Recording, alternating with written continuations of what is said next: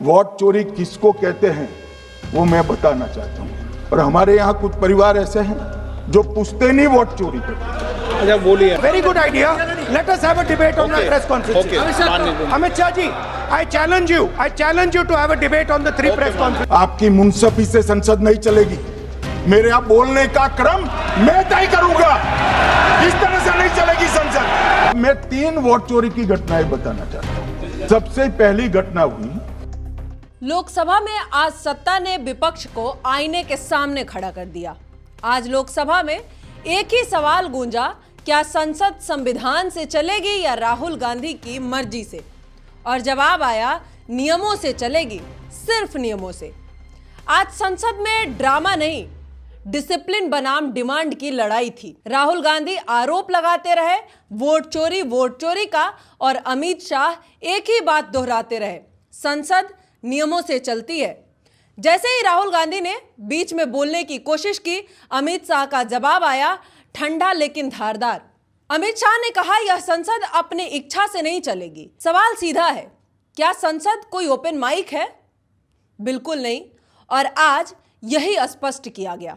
अमित शाह ने कहा, मेरे 30 साल की विधायी अनुभव को सुनिए।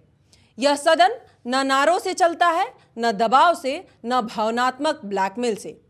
यहां सिर्फ संविधान चलता है। गृह मंत्री ने कहा, वोट चोरी का आरोप कोई नया है? बिल्कुल नहीं। अमित शाह ने इतिहास की फाइल खोल दी। केंद्रीय गृह मंत्री अमित शाह ने विपक्ष के वोट चोरी के आरोप का ऐसा तथ्यात्मक और ऐतिहासिक जवाब दिया कि गांधी परिवार और पूरा विपक्ष वॉकआउट करने को मजबूर हुआ। आज हम इसे आसान भाषा में समझेंगे, हर पॉइंट, हर उदाहरण, हर दलील, ताकि आप भी समझ सके कि वास्तव में क्या हुआ। सबसे पहले बात करते हैं अमित शाह द्वारा बताए गए 3 ऐतिहासिक उदाहरणों की। पहला, सरदार पटेल का प्रधानमंत्री पद से पीछे हटना। आजादी के समय सरदार पटेल देश के सबसे लोकप्रिय नेता थे। लोग सोच रहे थे कि वे पहले प्रधानमंत्री बनेंगे, लेकिन कांग्रेस ने फैसला किया कि नेहरू प्रधानमंत्री बने। आसान उदाहरण में अगर समझे तो जैसे आप किसी प्रतियोगिता में पहले नंबर की उम्मीद कर रहे थे, लेकिन निर्णायक ने किसी और को विजेता घोषित कर दिया। यही तब भी हुआ था। दूसरा उदाहरण, इंदिरा गांधी का चुनाव और इलाहाबाद हाईकोर्ट। 1971 में इंदिरा गांधी ने चुनाव जीत लिया।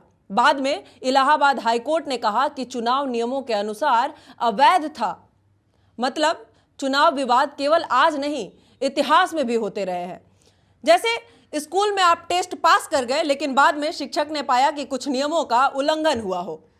तीसरा उदाहरण था सोनिया गांधी का वोटर बनने का मामला। सोनिया गांधी ने भारत में वोटर बनने के लिए आवेदन किया। कुछ लोगों ने इसका विरोध किया और मामला अदालत में लंबित रहा।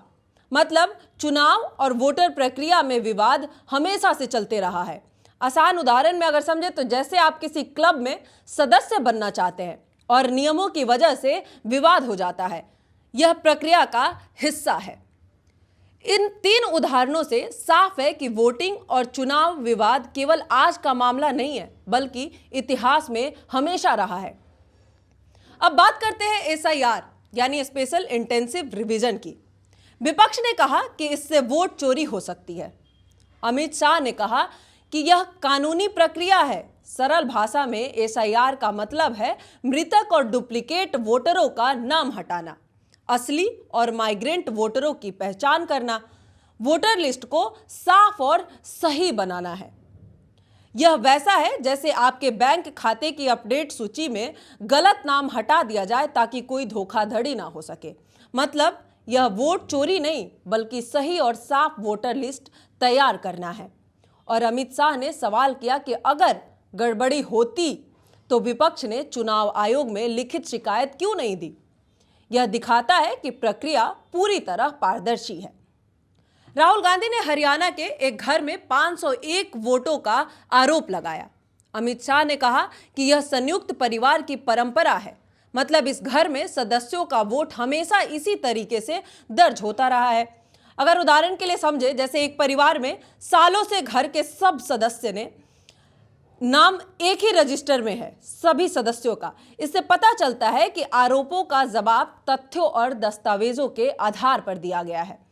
अमित शाह ने अवैध घुसपैठियों पर सरकार की नीति भी स्पष्ट की। उन्होंने D3 फॉर्म समझाया। अमित शाह ने कहा, डिटेक्ट, डिलीट और डिपोर्ट। सरल भाषा में अगर समझे तो डिटेक्ट पहचान करना, डिलीट हटाना और डिपोर्ट वापस भेजना। मतलब अगर कोई गैर कानूनी व्यक्ति भारत में आता है तो उसे पता लगाना, हटाना और वापस भेजना। उन्होंने कहा कि भारत की सीमाओं और जनसंख्या में किसी भी प्रकार की छेड़छाड़ बर्दाश्त नहीं होगी। जैसे स्कूल में अगर कोई गैर छात्र क्लास में घुस जाए तो उसे तुरंत पहचान कर बाहर निकाला जाए। इतना ही नहीं था, विपक्ष ने आरएसएस को लेकर भी आरोप लगाया कि सत्ता पर कब्जा करना चाहते हैं आरएसएस वाले। अमित शाह ने कहा, अगर आरएसएस से जुड़े लोग लोकतांत्रिक प्रक्रिया से सत्ता में आते हैं तो इसमें आपत्ति क्यों है। आरएसएस को राष्ट्र के लिए सर्वोच्च बलिदान देने वाला संगठन बताया। सोशल मीडिया पर हैशटैग शाह वर्सेस गांधी और हैशटैग SIR डिबेट ट्रेंड कर रहे हैं। यह दिखाता है कि भाषण तथ्य और तर्क पर आधारित था। अमित शाह के भाषण के बाद गांधी परिवार और इंडिया अलायंस पूरी तरीके से संसद से वॉकआउट करने को मजबूर हो गया। प्रधानमंत्री मोदी ने भाषण की सराहना की और इसे तथ्यों और दस्तावेजों से भरा जवाब बताया। लोकतंत्र में विरोध आवश्यक है, लेकिन सत्ता की भाषा संवैधानिक मर्यादा में रहनी चाहिए। अगर भाषा तीखी या उकसाने वाली हो तो इसका असर केवल राजनीति पर नहीं, समाज और नागरिकों के विश्वास पर भी पड़ता है। लोकसभा में हुई बहस केवल आरोपों का जवाब नहीं था, बल्कि सत्ता की जवाबदेही और लोकतंत्र की प्रक्रियाओं का बड़ा सवाल भी खड़ा किया। लोकतंत्र में केवल आरोप और विरोध नहीं, बल्कि तथ्यों और संवैधानिक प्रक्रिया के आधार पर जवाब देना भी उतना ही जरूरी होता है।